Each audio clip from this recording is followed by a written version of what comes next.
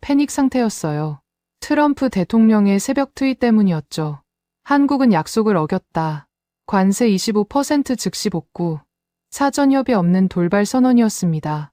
참모들은 머리를 쥐어뜯었고 다혈질 상사 렉스 베니스턴은 땀을 뻘뻘 흘리며 고래고래 소리쳤습니다. 수습 못하면 우린 다 죽어. 대통령이 미쳤어. 미쳤다고. 하지만 저는 웃었습니다. 빅터 스털링. USTR 수석 전략가로 25년째 이 자리를 지키고 있습니다. 워싱턴에서는 저를 저승사자라고 부르죠. 협상장에서 상대방이 백기를 들 때까지 놓지 않거든요. 그날 아침, 저는 완벽한 톰 포드 수트를 입고 출근했습니다. 차콜 그레이 3피스에 은발 포마드까지 완벽하게 세팅한 상태였어요.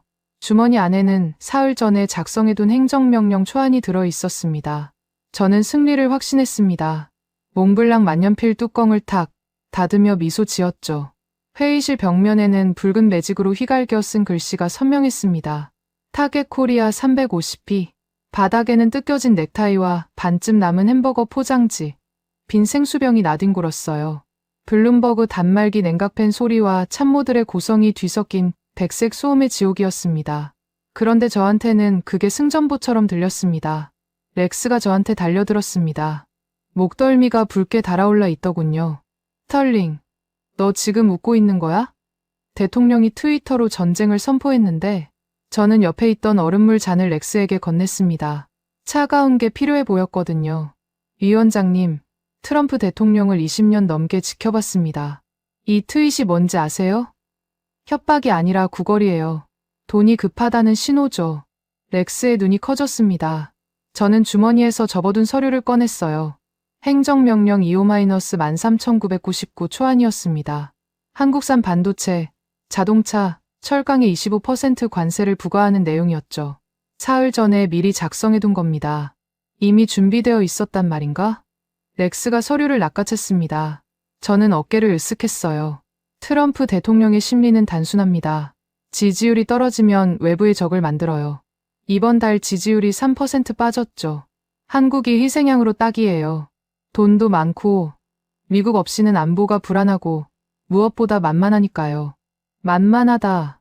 그 단어를 내뱉을 때 저는 조금의 망설임도 없었습니다. 한국이라는 나라를 어떻게 봤는지 솔직히 고백하겠습니다. 현금 인출기였어요. 버튼만 누르면 돈이 나오는 기계. 일본도 그랬고 대만도 그랬습니다. 미국이 으르렁거리면 지갑을 여는 겁쟁이들이었죠. 한국도 다를 게 없다고 확신했습니다. 렉스가 서류를 읽더니 고개를 끄덕였습니다. 땀이 조금 마른 것 같았어요. 그래서 어쩌자는 건가? 트럼프 대통령의 트윗을 법적 효력이 있는 최후 통첩으로 만들겠습니다. 한국 정부 한라인으로 메시지를 보내죠. 48시간 내 비준 확약이 없으면 즉시 관세 발동이라고요. 저는 회의실 정면에 있는 대형 스크린을 가리켰습니다. 한국 시간으로는 이미 밤이었어요. 내일 아침이면 서울이 발칵 뒤집힐 겁니다. 저는 그 장면을 상상하며 입꼬리를 올렸습니다. 한국 정부가 어떻게 나올 것 같습니까? 렉스가 물었습니다. 저는 코웃음을 쳤어요. 뻔하죠. 긴급 회의 소집하고 미국 대사관에 항의하고 그러다가 결국 협상 테이블로 기어 나올 겁니다.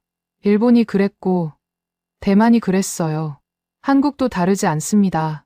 짖는 소리만 들려도 지갑을 여는 겁쟁이들이니까요. 그 순간 회의실 분위기가 바뀌었습니다. 아까까지 패닉에 빠져있던 참모들의 눈에 탐욕이 번뜩였어요. 렉스의 목덜미도 더 이상 붉지 않았습니다. 오히려 흥분한 것 같았죠. 3,500억 달러라. 이거 제대로 뜯어내면 대통령 지지율 10%는 올라가겠군.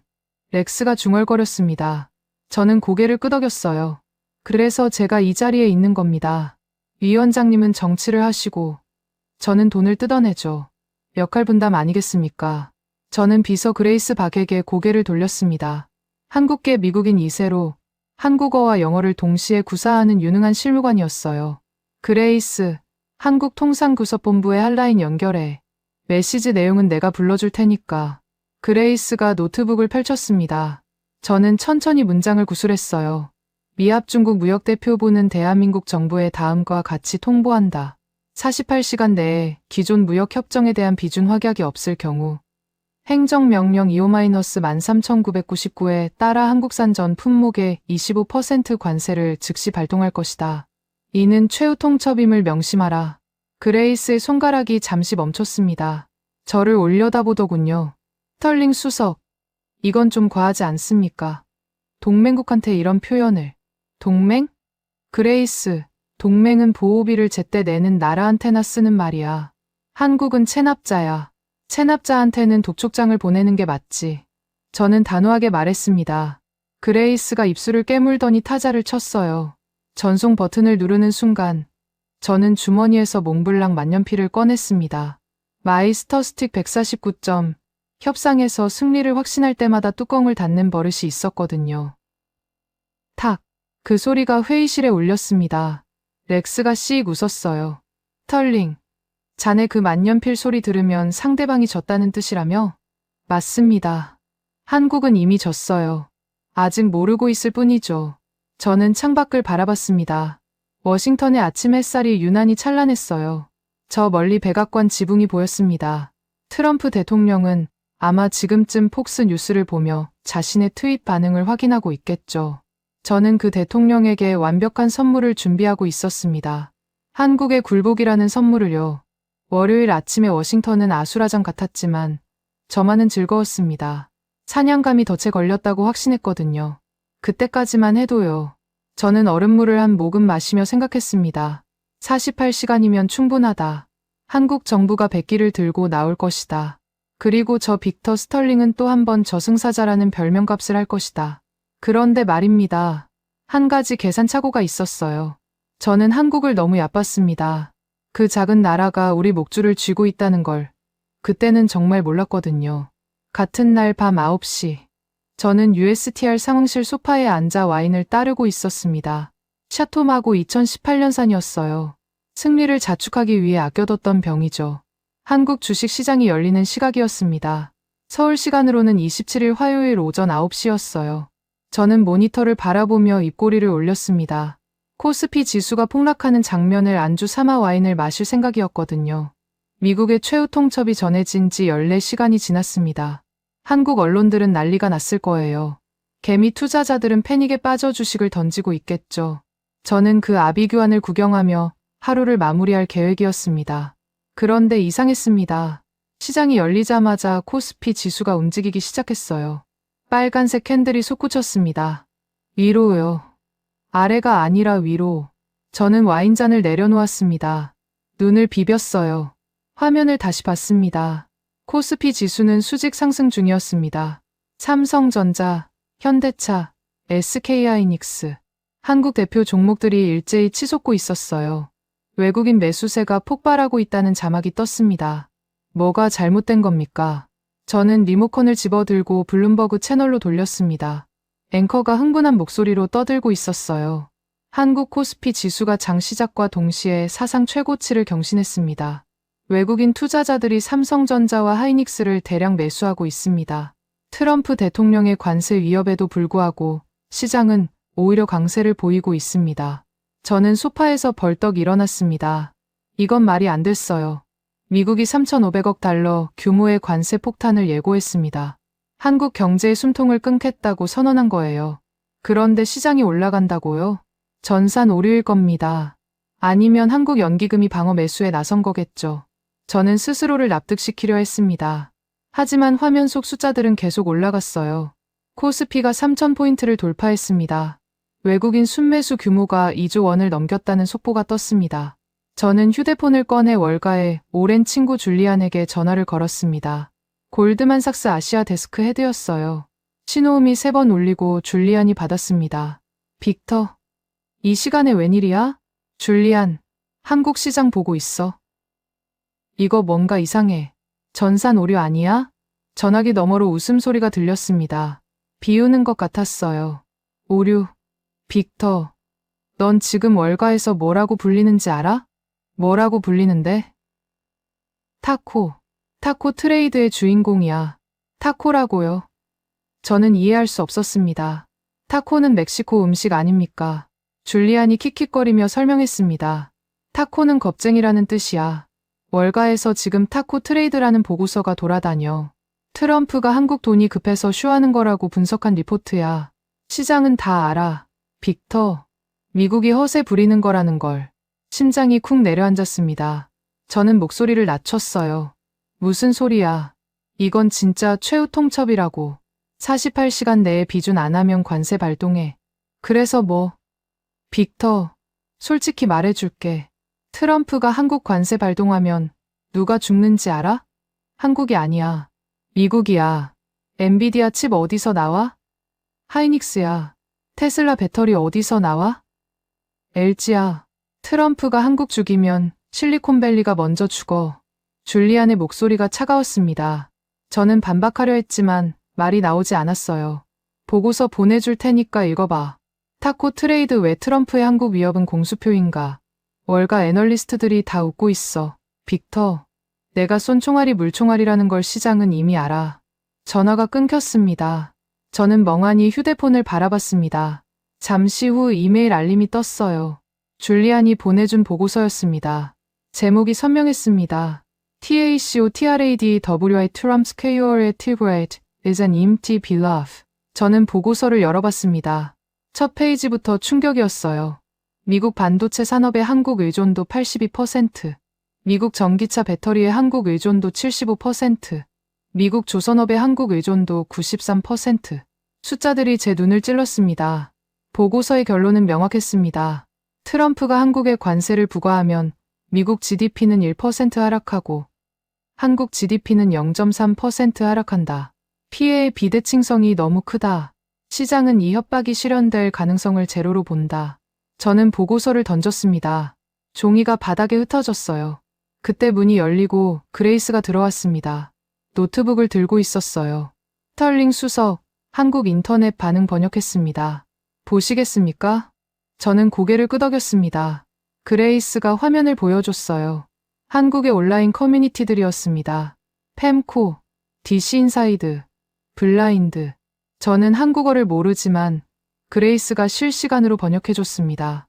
미국 형들 돈 떨어졌나 봐. 키읔키읔키읔. 쫄지 마라. 어차피 철회한다. 트럼프 또 쇼하네. 이번에도 용두삼이일 듯. 삼성 주식 더 사야겠다. 미국이 쫄면 오히려 오른다. 저는 화면을 뚫어지게 쳐다봤습니다.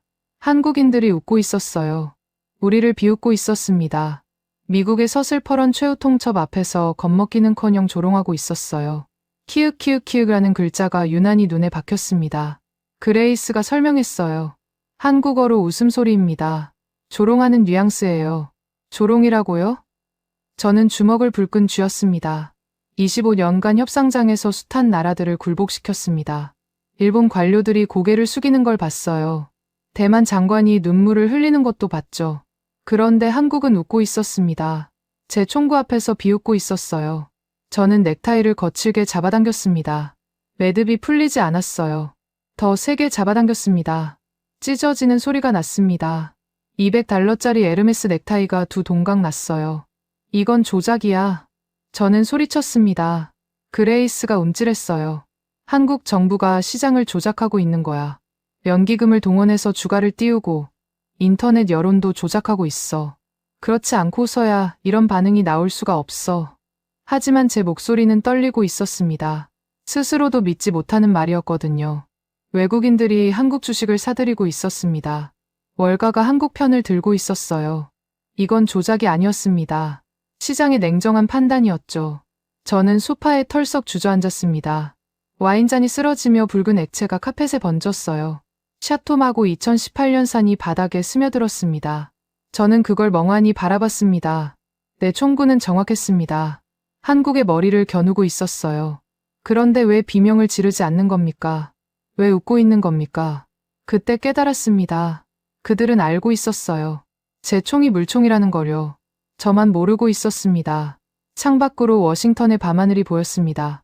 몇 시간 전만 해도 찬란해 보이던 도시가 갑자기 초라해 보였어요. 저는 찢어진 넥타이를 바라보며 중얼거렸습니다. 한국이 달라졌어. 예전의 한국이 아니야. 그레이스가 조심스럽게 물었습니다. 수석님, 내일 회의 어떻게 하시겠습니까? 저는 대답하지 않았습니다. 대답할 수가 없었어요. 25년간 쌓아온 자신감이 1시간 만에 무너지고 있었거든요. 저는 얼음물을 찾았습니다. 컵에 남은 얼음을 입에 넣고 씹었어요. 차가운 게 필요했습니다. 이 열기를 식힐 무언가가요. 1월 27일 화요일 오전 10시. 저는 USTR 회의실에서 한국 대표단을 기다리고 있었습니다. 밤새 한숨도 못 잤어요. 눈 밑에 다크서클이 내려앉았고 면도도 제대로 못했습니다. 하지만 겉으로는 태연한 척했죠. 톰 포드 수트를 다시 갖춰 입고 흐트러진 은발을 포마드로 정리했어요. 회의실 문이 열렸습니다. 한국 대표단이 들어왔어요. 3명이었습니다. 맨 앞에 선 사람이 눈에 들어왔어요. 168cm 정도의 왜소한 체구, 10년은 입은 듯한 낡은 감색 양복, 한기주 통상교섭 본부장이었습니다. 워싱턴에서는 그를 여의도의 스핑크스라고 불렀어요. 협상장에서 절대 속내를 드러내지 않는다고요. 저는 자리에서 일어나 악수를 청했습니다. 한기주 본부장이 제 손을 잡았어요. 악력이 의외로 강했습니다. 저보다 20cm는 작은 사람이었는데 눈을 마주치는 순간 기가 눌리는 느낌이 들었어요. 이상한 일이었죠. 저는 190cm의 거구입니다.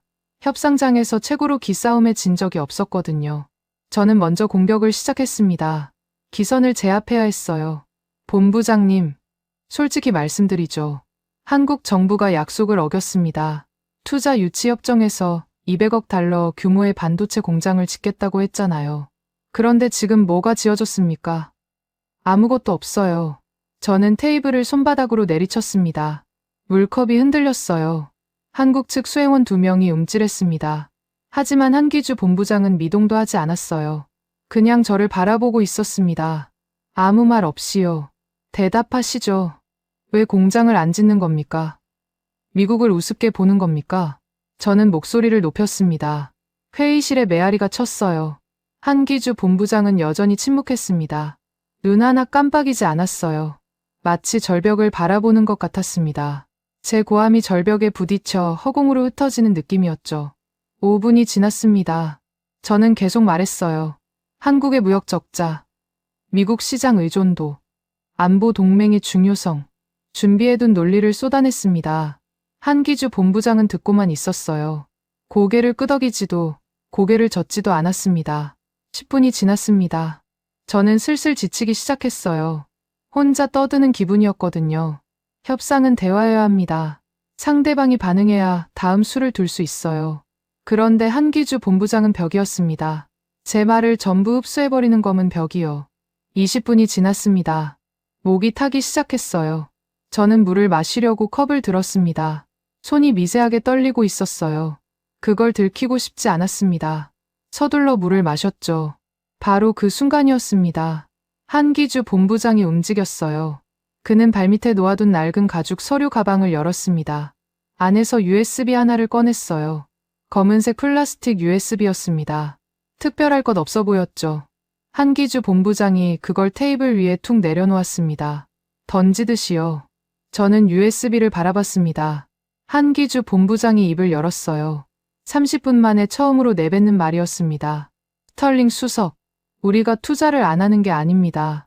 목소리가 낮고 차분했습니다. 고함을 지르는 것보다 더 무섭게 느껴졌어요. 당신네 땅에 전기가 없어서 공장을 못 짓는 겁니다. 저는 순간 멍해졌습니다. 전기가 없다고요? 무슨 소리를 하는 겁니까?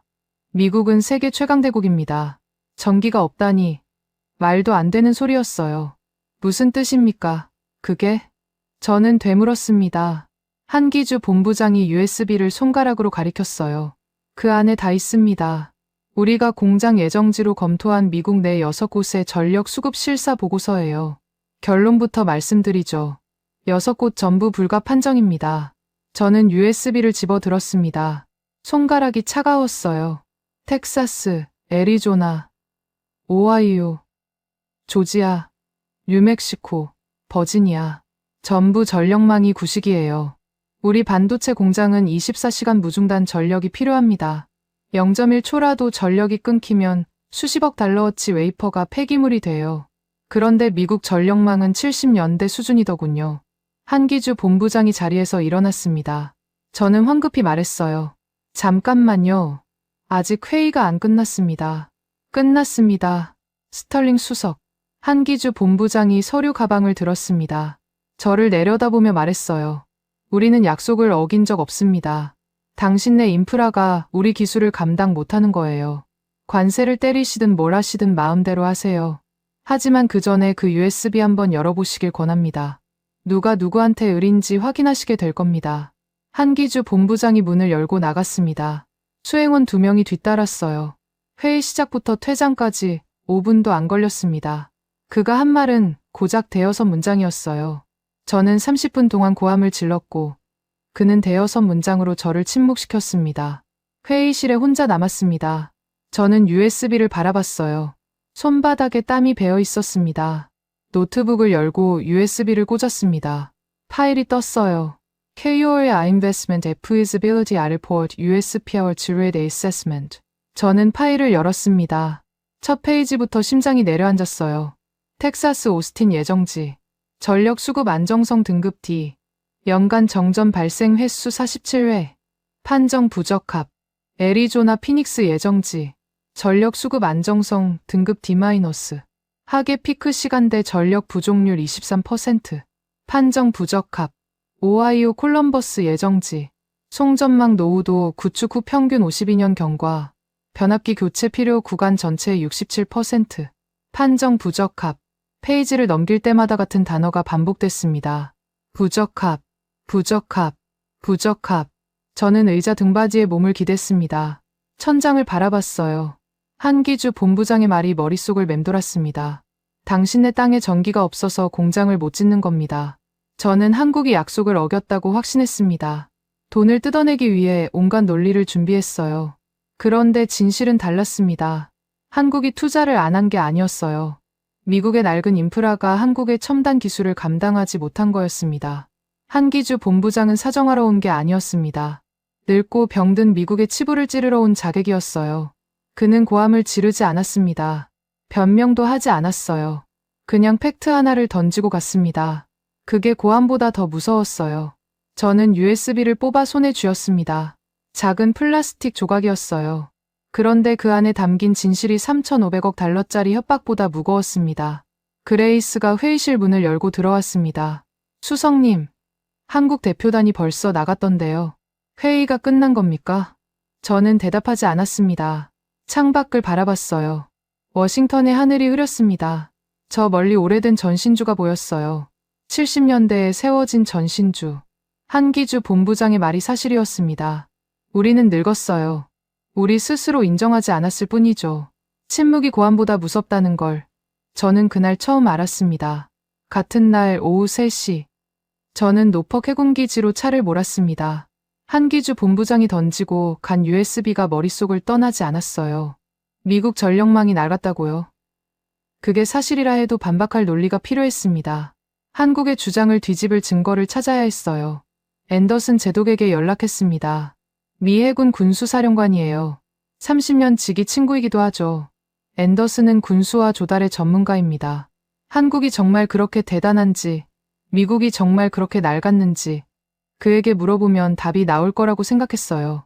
노퍽 기지 정문을 통과할 때 하늘이 잿빛이었습니다. 갈매기 소리조차 들리지 않았어요. 평소에 해군기지는 활기가 넘칩니다. 함정들이 오가고 수병들이 뛰어다니고 엔진 소리가 울려 퍼지죠. 그런데 그날은 달랐어요.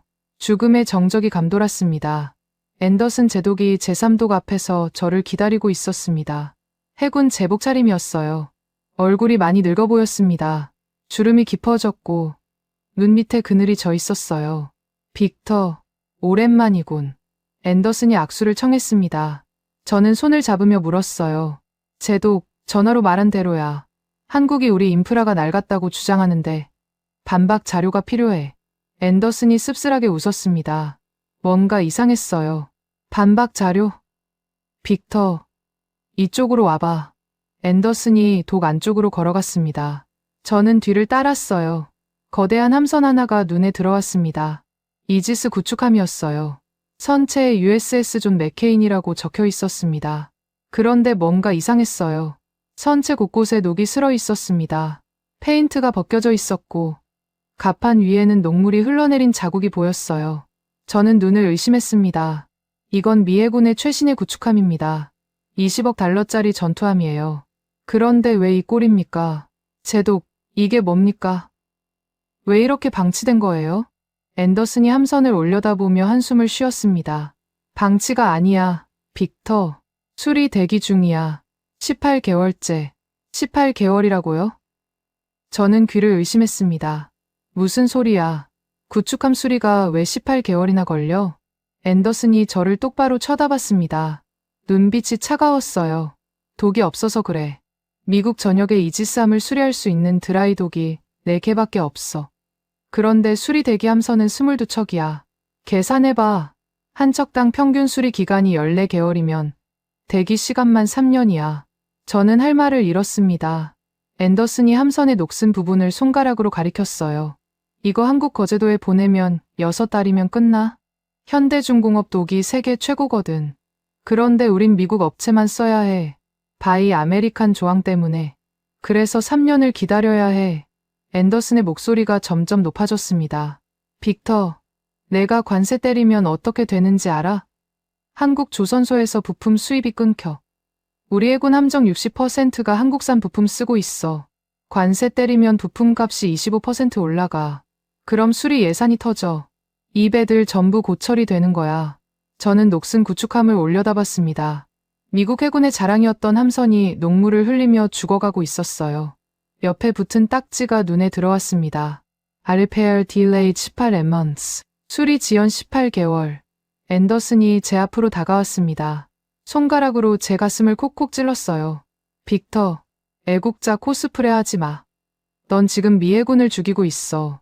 내가 서명하려는 그 종이 쪼가리 때문에 내 부하들이 바다 위에서 고철을 타고 싸워야 해. 이게 애국인가? 저는 아무 말도 못했습니다. 앤더슨의 눈에 분노가 타오르고 있었어요. 30년 지기 친구가 저를 적처럼 쳐다보고 있었습니다. 한국 없으면 우리 해군 못 굴러가. 그게 현실이야. 내가 워싱턴 사무실에서 모르는 현실. 저는 노퍽 기지를 빠져나왔습니다. 운전대를 잡은 손이 떨렸어요.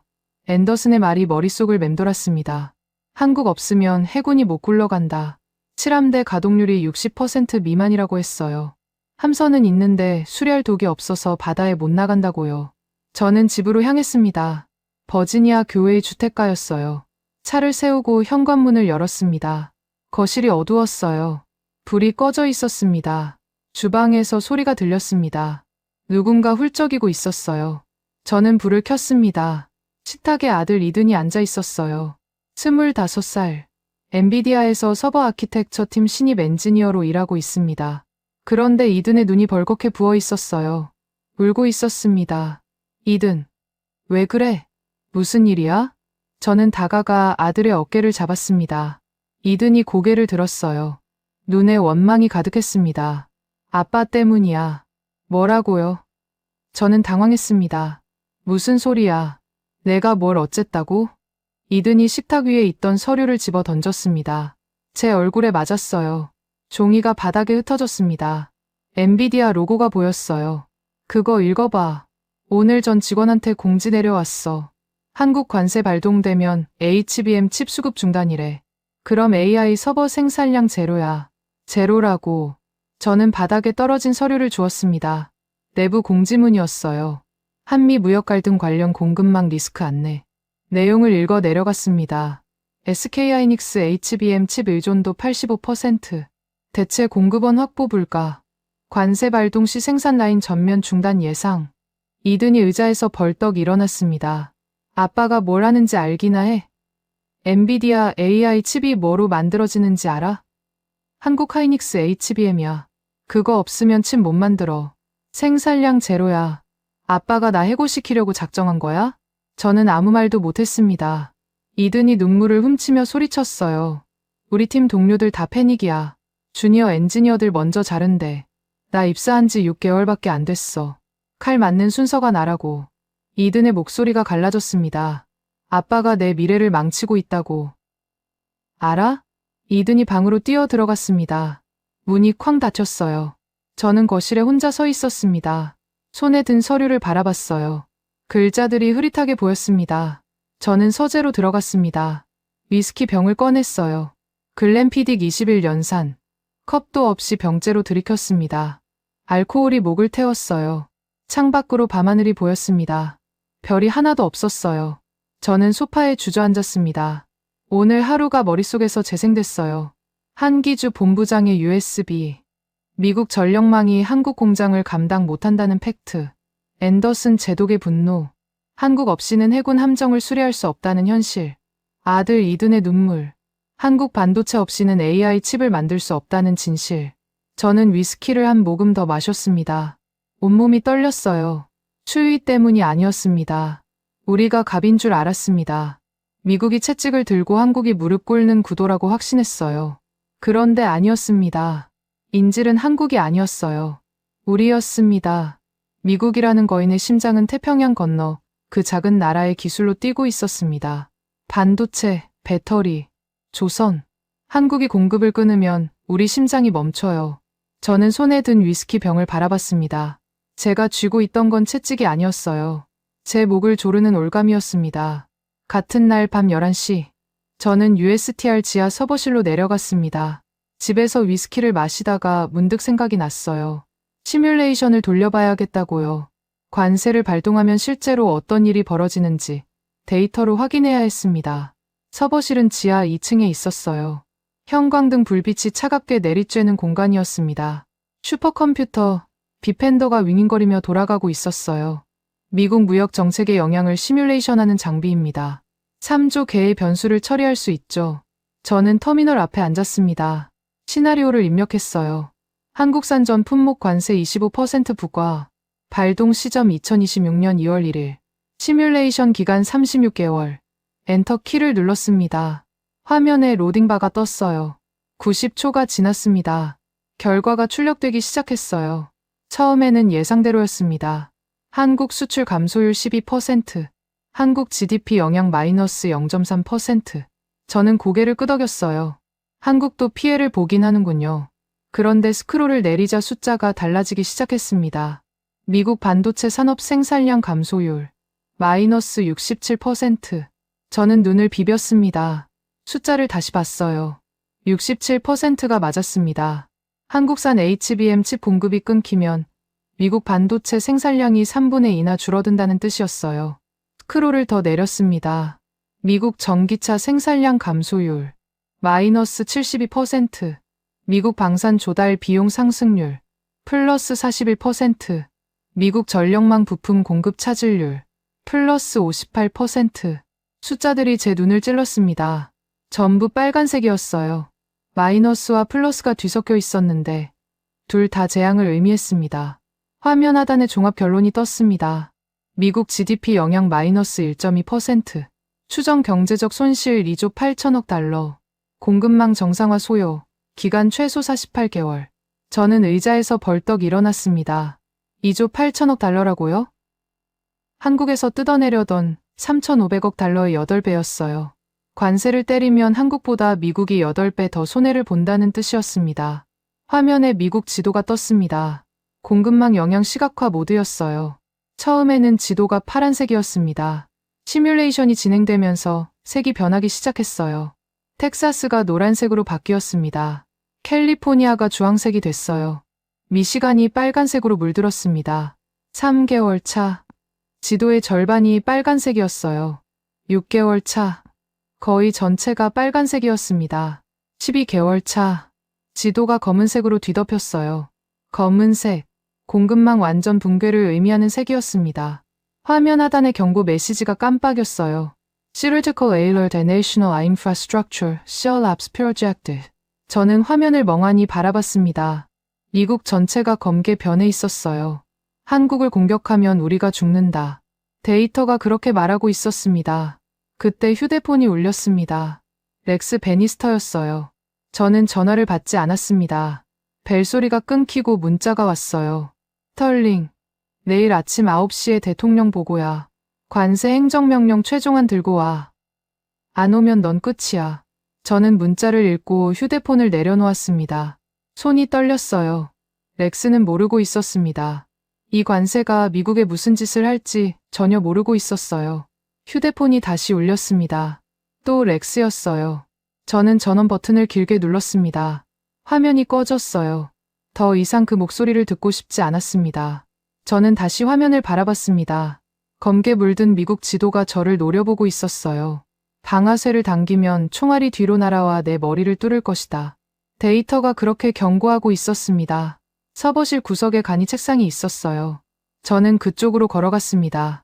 서랍을 열었어요. 빈 종이와 펜이 있었습니다. 몽블랑 만년필은 주머니에 있었지만 꺼내지 않았어요. 그 펜은 승리의 상징이었습니다. 오늘 밤 제가 할 일은 승리가 아니었어요. 저는 볼펜을 집어들었습니다. 종이 위에 제목을 썼어요. A Mutual as Survival as Strategy as Symbiosis. 상호 생존 전략. 공생. 펜이 멈췄습니다. 공생이라니. 25년간 저는 제로섬 게임만 해왔어요. 내가 이기면 상대가 지는 게임이요. 상대방을 짓밟고 올라서는 게 협상이라고 믿었습니다.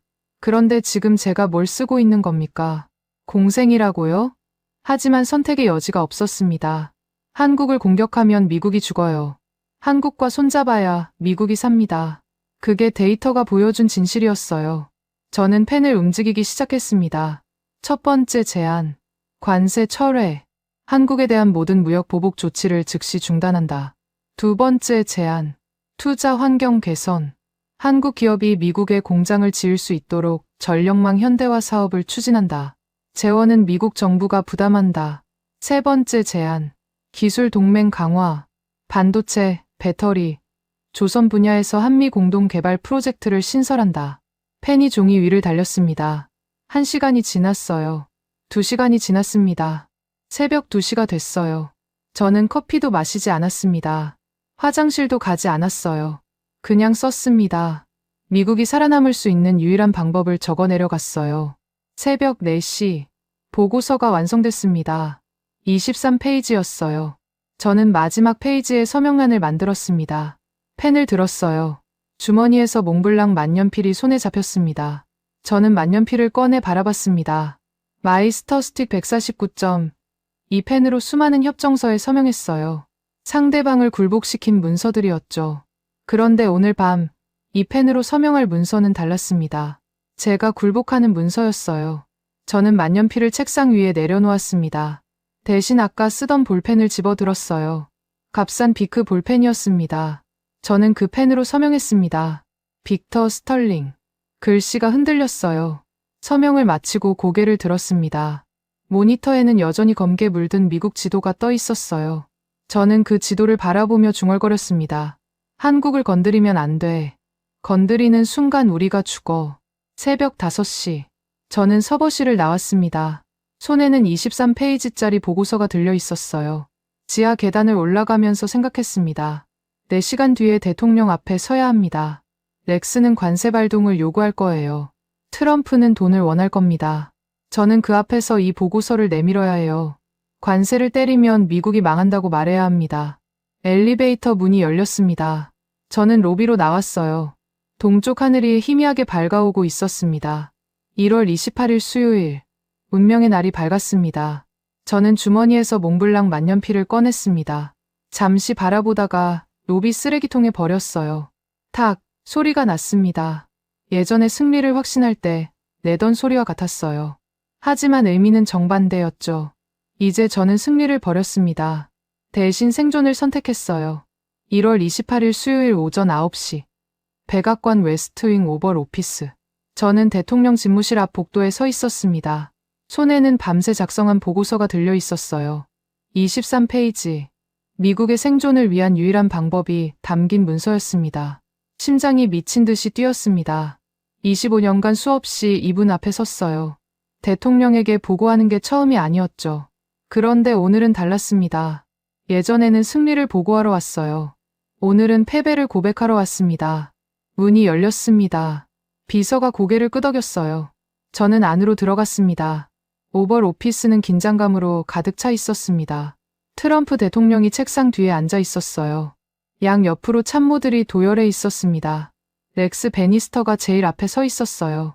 목덜미가 벌겋게 달아올라 있었습니다. 흥분한 거죠. 스털링, 늦었어. 렉스가 쏘아붙였습니다. 저는 대답하지 않았어요. 대통령을 바라봤습니다. 트럼프는 양팔을 책상 위에 올려놓고 저를 노려보고 있었어요. 빅터, 좋은 소식 가져왔겠지. 한국 놈들 언제 무릎 꿇어? 트럼프의 목소리가 회의실에 울렸습니다. 저는 입을 열려다가 멈췄어요. 렉스가 먼저 끼어들었거든요. 카카, 제가 먼저 보고 드리겠습니다. 렉스가 앞으로 나섰습니다. 손에 서류를 들고 있었어요. 제가 사흘 전에 작성한 행정명령 초안이었습니다. EO-13,999점. 한국산 전 품목의 25% 관세를 부과하는 문서였죠. 카카, 지금 즉시 이것에 서명하셔야 합니다. 한국을 조지면 돈이 나옵니다. 3,500억 달러예요. 사인 한 번이면 지지율 10%는 올라갑니다. 렉스가 문서를 트럼프 앞에 내밀었습니다. 트럼프가 문서를 집어들었어요. 펜을 찾는 것 같았습니다. 저는 움직였습니다. 생각할 틈이 없었어요. 잠깐만요. 제 목소리가 회의실에 울렸습니다. 모든 시선이 저에게 쏠렸어요. 트럼프가 펜을 든 채로 저를 바라봤습니다. 뭐야? 스털링? 저는 앞으로 걸어갔습니다. 렉스 옆을 지나쳤어요. 트럼프 책상 바로 앞에 섰습니다. 주머니에서 접어둔 종이를 꺼냈어요. 행정명령 EO-13,999 사본이었습니다. 제가 직접 작성한 문서였죠. 저는 그 종이를 펼쳤습니다. 트럼프가 눈을 가늘게 떴어요. 그게 뭔가? 제가 작성한 관세 행정명령입니다. 카카. 저는 종이를 양손으로 잡았습니다. 트럼프와 눈을 마주쳤어요. 심장이 터질 것 같았습니다. 그리고 찢었습니다. 쓱. 종이가 반으로 갈라졌어요. 다시 찢었습니다. 4조각이 됐어요. 또 찢었습니다. 8조각, 16조각. 종이 조각들이 바닥에 흩어졌습니다. 회의실이 얼어붙었습니다. 렉스의 입이 벌어졌어요. 경호원들이 움찔했습니다. 트럼프의 눈이 커졌어요. 스털링, 미쳤어? 지금 뭐 하는 거야? 렉스가 고함을 질렀습니다. 저는 대답하지 않았어요. 트럼프만 바라봤습니다. 카카, 이것에 사인하시면 미국이 죽습니다. 제 목소리가 떨렸습니다. 하지만 멈추지 않았어요. 한국의 관세를 때리면 3,500억 달러를 뜯어내는 게 아닙니다. 2조 8천억 달러를 잃습니다. 미국 반도체 생산량이 67% 줄어요. 전기차 생산량이 72% 줄어듭니다. 해군 함정 수리 비용이 40% 올라가요. 저는 밤새 작성한 보고서를 책상 위에 올려놓았습니다. 여기 다 있습니다. 시뮬레이션 결과예요. 한국을 공격하면 미국 공급망이 붕괴됩니다. 12개월 안에 국가 인프라가 마비돼요. 이건 협박이 아닙니다. 데이터입니다. 트럼프가 보고서를 집어들었습니다. 페이지를 넘기기 시작했어요. 렉스가 옆에서 안절부절 못했습니다. 카카, 저자의 헛소리입니다. 스털링이 겁먹은 거예요. 한국 놈들한테 당한 겁니다. 저는 렉스를 돌아봤습니다.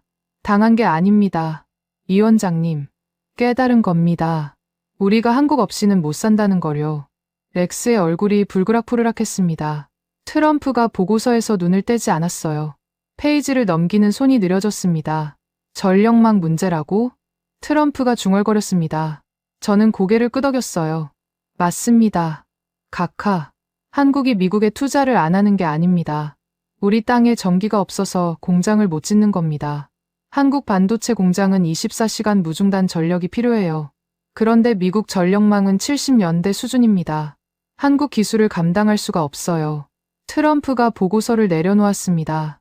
저를 바라봤어요. 눈빛이 달라져 있었습니다. 분노가 아니었어요. 호기심이었습니다. 그래서 어쩌자는 건가, 빅터? 저는 숨을 깊이 들이쉬었습니다. 이제부터가 진짜였어요. 역제안을 드리겠습니다. 카카, 관세를 철회하십시오. 대신 한국에게 전력망 현대화 사업권을 주십시오. 렉스가 비명을 질렀습니다. 뭐라고? 한국한테 사업권을 줘. 미쳤어. 완전히 미쳤어. 저는 렉스를 무시했습니다. 트럼프만 바라봤어요. 카카, 한국 기업들이 미국 전력망을 현대화하면 그들 스스로 공장 지을 환경이 만들어집니다. 그럼 투자가 들어와요. 우리가 돈을 뜯어내는 게 아니라 그들이 자발적으로 돈을 쓰게 만드는 겁니다. 트럼프의 눈이 반짝였습니다. 저는 계속했어요. 관세로 3,500억 달러를 뜯으면 한국은 적이 됩니다. 하지만 사업권으로 투자를 유치하면 한국은 파트너가 돼요. 장기적으로 훨씬 큰 돈이 들어옵니다. 그리고 각하께서 미국 인프라를 현대화한 대통령으로 역사에 남으시게 됩니다. 회의실이 조용해졌습니다. 트럼프가 턱을 괴고 생각에 잠겼어요. 렉스가 입을 열려고 했습니다. 트럼프가 손을 들어 막았어요. 닥쳐, 렉스. 렉스의 입이 닫혔습니다. 트럼프가 저를 바라봤어요. 오랜 침묵이 흘렀습니다. 10초, 20초, 30초. 트럼프가 씩 웃었습니다. 천재적인데? 저는 귀를 의심했습니다. 트럼프가 자리에서 일어났어요. 찢어진 행정명령 조각들을 발로 밟으며 제 앞으로 걸어왔습니다. 빅터, 내가 맞아. 한국을 때리면 우리가 피 흘려. 하지만 한국을 끌어들이면 우리가 돈을 벌어. 이게 진짜 거래지. 트럼프가 제 어깨를 탁 쳤습니다. 그리고 렉스를 돌아봤어요. 렉스, 넌 나가. 렉스의 얼굴이 하얗게 질렸습니다. 각하, 저는 나가라고. 지금 당장. 트럼프의 목소리가 차가웠습니다. 렉스가 비틀거리며 문을 향해 걸어갔어요. 문이 닫혔습니다. 회의실에 남은 건 트럼프와 저, 그리고 몇몇 참모들 뿐이었어요. 트럼프가 책상으로 돌아갔습니다. 제 보고서를 다시 집어들었어요. 이거 내가 직접 읽어볼게. 오후에 다시 봐. 빅터. 저는 고개를 숙였습니다. 감사합니다. 각하. 회의실을 나왔습니다. 복도에 서서 벽에 등을 기댔어요. 다리에 힘이 풀렸습니다. 심장이 아직도 미친 듯이 뛰고 있었어요. 저는 방금 무슨 짓을 한 겁니까? 대통령 앞에서 제가 작성한 문서를 찢었습니다. 한국을 공격하지 말라고 호소했어요. 25년간 미국의 이익을 위해 싸워온 저승사자가 한국 편을 든 겁니다. 복도 창문으로 워싱턴의 하늘이 보였습니다. 구름 사이로 햇살이 비쳤어요. 저는 그 빛을 바라보며 생각했습니다. 나는 가장 오만한 내부자였습니다. 그런데 그 순간만큼은 나라를 구한 배신자가 되기로 했어요. 바닥에 흩어진 종이 조각들이 눈에 밟혔습니다. 제 오만함의 잔해였죠. 저는 그걸 남겨두고 걸어 나왔습니다. 1월 28일 수요일 정오. 저는 USTR 사무실에서 샌드위치를 씹고 있었습니다. 아침부터 아무것도 못 먹었거든요. 위장이 뒤틀리는 것 같았지만 억지로 삼켰어요. 언제 다시 백악관에서 호출이 올지 몰랐습니다. 그때 그레이스가 뛰어들어왔습니다. 숨을 헐떡이고 있었어요. 수석님. 트위터요. 대통령 트위터. 저는 샌드위치를 내려놓았습니다. 그레이스가 휴대폰을 들이밀었어요. 트럼프 대통령의 공식 계정이었습니다. 방금 올라온 트윗이 화면에 떠 있었어요. 관세는 없다. 한국과 위대한 합의를 이뤘다. 그들이 미국에 큰 투자를 할 것이다. 이것이 승리의 모습이다. 저는 트윗을 3번 읽었습니다. 눈을 의심했어요. 이틀 전만 해도 트럼프는 한국을 조지겠다고 으르렁거렸습니다. 3,500억 달러를 뜯어내겠다고 했어요. 그런데 지금 뭐라고 쓴 겁니까? 위대한 합의라고요? 수석님, 이거 진짜예요. 관세 철회된 거예요? 그레이스가 물었습니다. 저는 고개를 끄덕였어요. 목소리가 나오지 않았습니다. 사무실 밖이 시끄러워졌습니다. 복도에서 함성이 들렸어요. 누군가 박수를 치고 있었습니다. 저는 문을 열고 나갔어요. USTR 직원들이 복도에 모여 있었습니다. 다들 휴대폰을 들여다보고 있었어요. 표정이 제각각이었습니다. 안도하는 사람, 어리둥절한 사람, 씁쓸해하는 사람. 저는 그 사이를 지나 창가로 걸어갔습니다. 워싱턴 거리가 내려다 보였어요. 평범한 수요일 정오였습니다. 차들이 오가고 사람들이 걸어 다녔어요. 아무도 몰랐습니다. 방금 미국이 한국 앞에서 꼬리를 내렸다는 거요. 휴대폰이 울렸습니다. 앤더슨 제독이었어요. 저는 전화를 받았습니다. 빅터, 뉴스 봤어. 앤더슨의 목소리가 평소와 달랐습니다. 딱딱하던 톤이 부드러워져 있었어요. 자네가 해냈어. 태평양 함대를 구했어. 저는 아무 말도 못했습니다. 어제 노퍼 기지에서 앤더슨이 제 가슴을 찌르며 뭐라고 했는지 기억났거든요. 애국자 코스프레 하지 말라고 했습니다. 미 해군을 죽이고 있다고 했어요. 제독, 저는 그냥 아니야, 빅터. 자네가 아니었으면 관세 발동됐어. 그럼 한국산 부품 수입이 끊겼을 거야. 내 부하들이 녹슨 고철 타고 바다에 나가야 했어. 자네가 그걸 막았어. 앤더슨의 목소리가 갈라졌습니다. 30년 지기 친구가 고마워하고 있었어요. 고맙네, 빅터. 진심으로. 전화가 끊겼습니다. 저는 휴대폰을 내려다봤어요. 손이 떨리고 있었습니다. 그때 블룸버그 단말기에서 알림음이 울렸습니다. 저는 화면을 봤어요. 속보가 떠오르고 있었습니다. 일본 경제산업성, 긴급 성명 발표, 미일 무역협정 재협상 요청, 대만 경제부 장관, 워싱턴 방문 일정 조율 중, 미국과의 투자 협정 논의 희망. 저는 씁쓸하게 웃었습니다. 일본과 대만이었어요.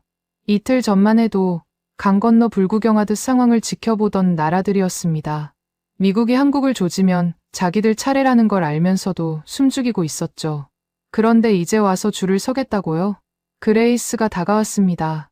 수석님, 일본 대사관에서 연락 왔어요. 긴급 면담 요청이래요. 대만 대표부에서도요. 저는 고개를 저었습니다. 안 받아. 오늘은 아무도 안 만나.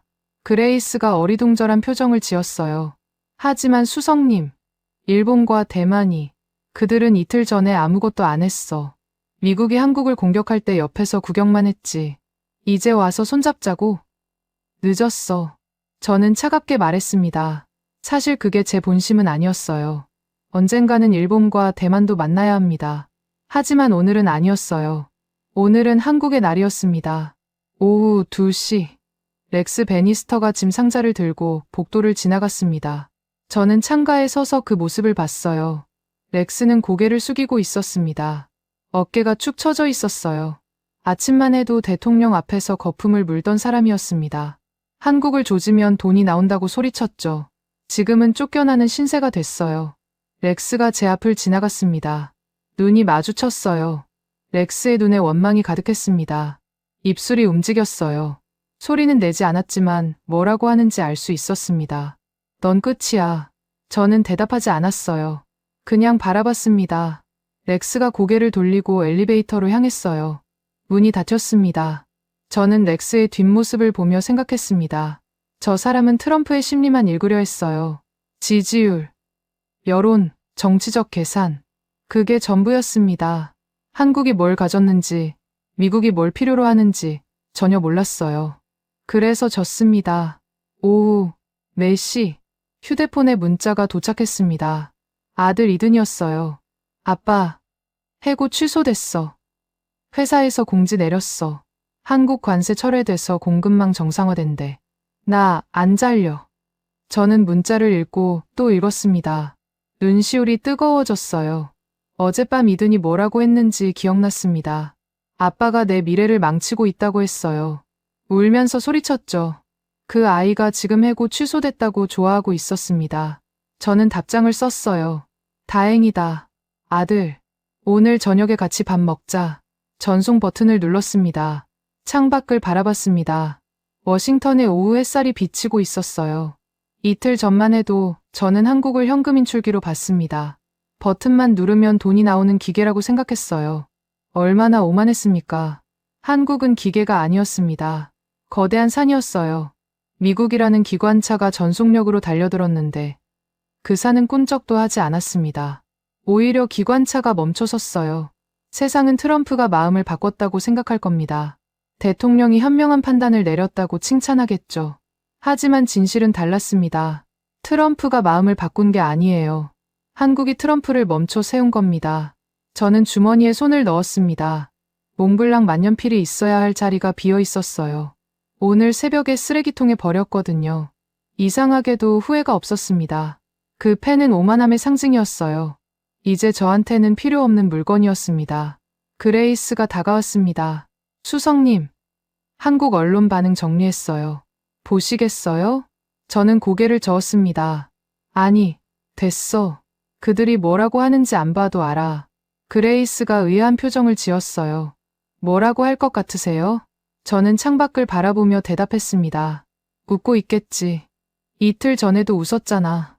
우리가 최후 통첩 보냈을 때 시장이 폭등하고 개미들이 주식을 쓸어 담고 인터넷에서 우리를 조롱했어.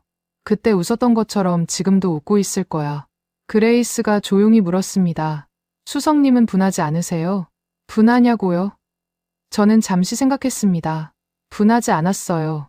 오히려 시원했습니다. 25년간 제로섬 게임만 하며 살았거든요. 이기거나 지거나 둘 중 하나였죠. 그런데 오늘 저는 다른 걸 배웠습니다. 지지 않고 이기는 방법이 있다는 거요. 함께 이기는 방법이요. 분하지 않아. 그레이스. 오히려 배웠어. 저는 돌아서서 사무실로 걸어갔습니다. 책상 위에 한기주 본부장이 두고 간 USB가 놓여 있었어요. 검은색 플라스틱 USB. 미국 전력망의 참담한 실태가 담긴 파일이었습니다. 저는 USB를 집어들었습니다. 서랍에 넣으려다가 멈췄어요. 아니, 이건 버리면 안 됐습니다. 보관해야 했어요. 제가 얼마나 오만했는지, 얼마나 무지했는지 잊지 않기 위해서요. 저는 USB를 주머니에 넣었습니다. 몽블랑 만년필이 있던 자리예요. 이제 그 자리에는 패배의 증거가 들어갔습니다.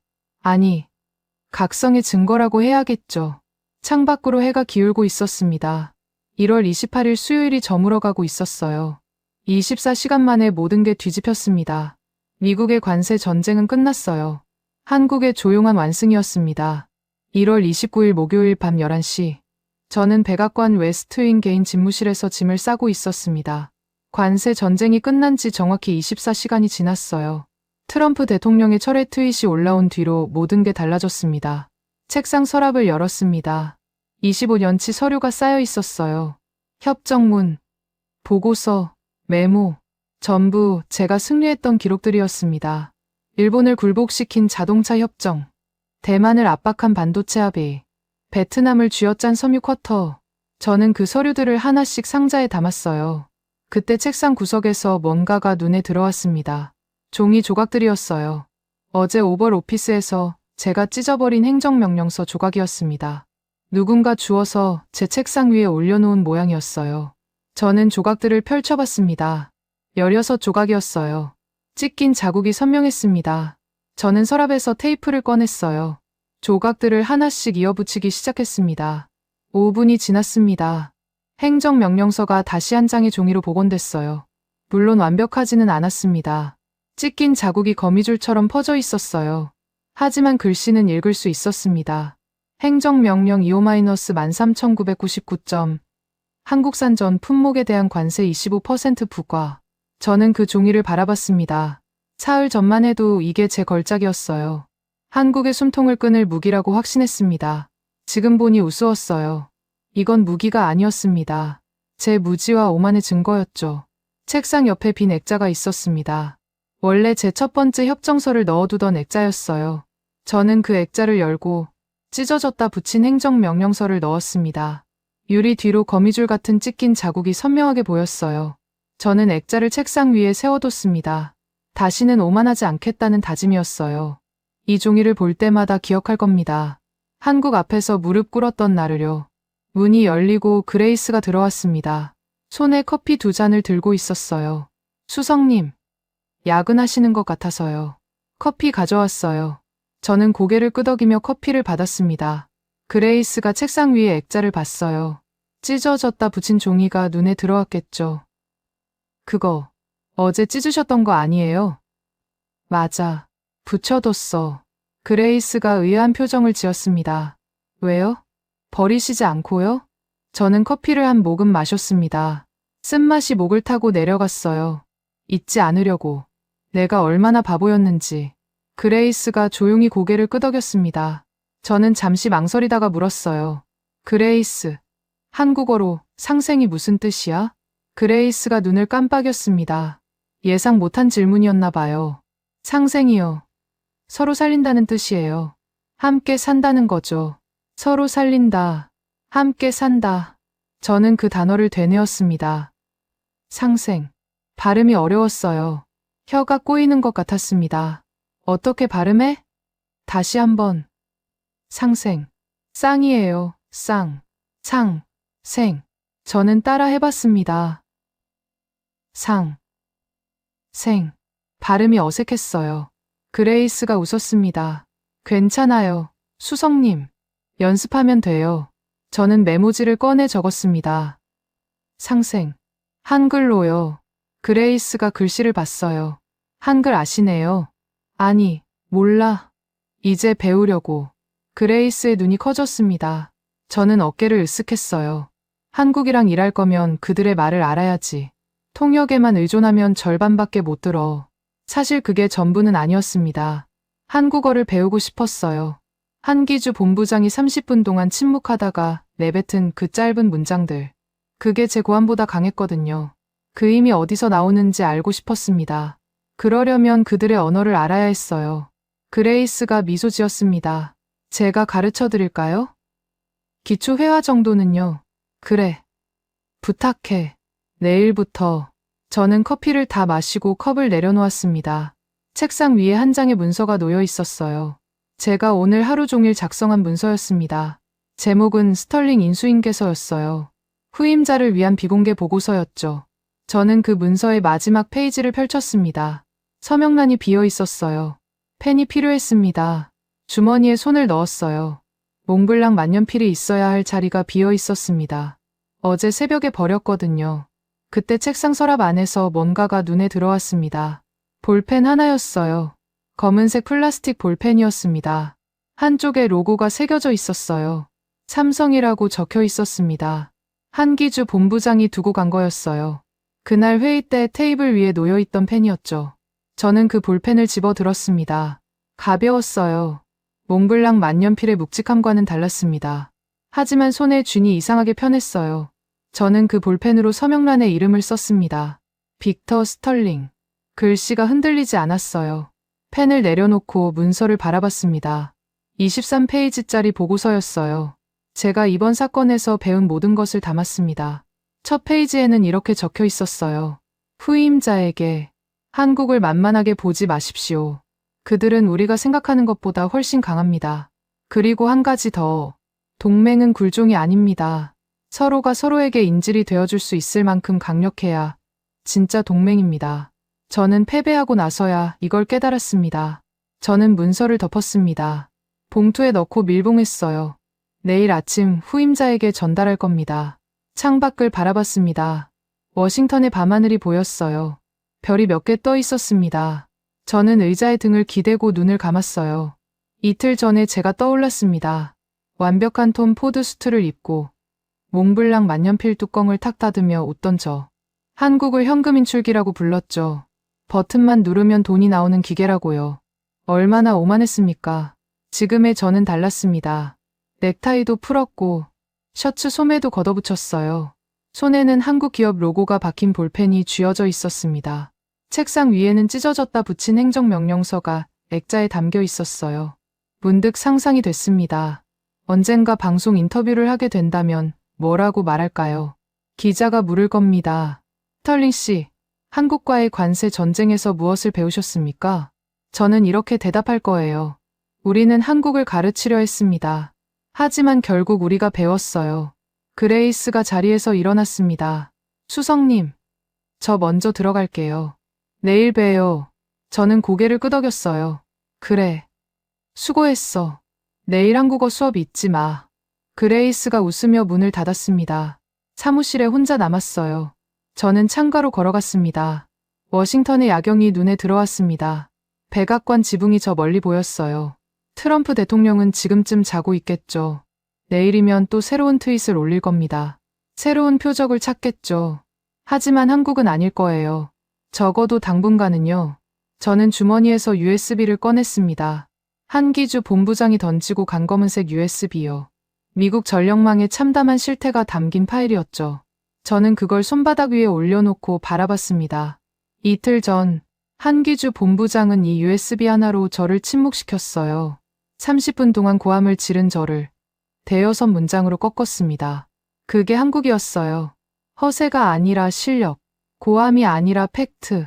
그들은 그렇게 싸웠습니다. 저는 USB를 다시 주머니에 넣었습니다.